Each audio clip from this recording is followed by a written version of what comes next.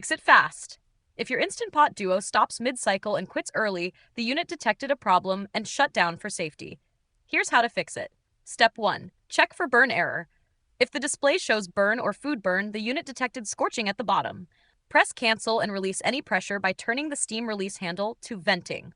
Open the lid and check the bottom of the inner pot for stuck food. Scrape it off, add more thin liquid, and restart. Step 2. Check the sealing ring. Remove the lid and inspect the silicone ring around the inside edge.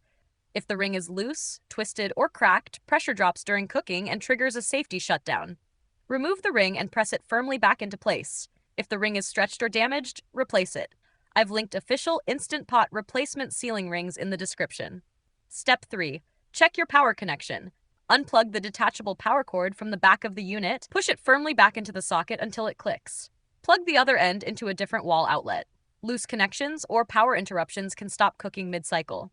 A surge protector power strip prevents power fluctuations that cause unexpected shutdowns. Step 4. Check for enough liquid.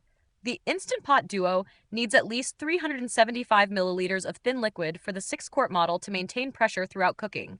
If liquid evaporates or boils off, the unit stops to prevent damage. Add more water or broth and restart. If your Instant Pot Duo still stops mid-cycle after these checks, contact Instant Pot support using the link in the description. If this helped you fix the mid-cycle shutdown and complete your cooking, subscribe to No Filler Fixes for more fast appliance help. And if you need a surge protector power strip, I've linked one below. It protects your Instant Pot from voltage spikes and power interruptions that interrupt cooking cycles. Thanks for watching, and now you can finish what you started.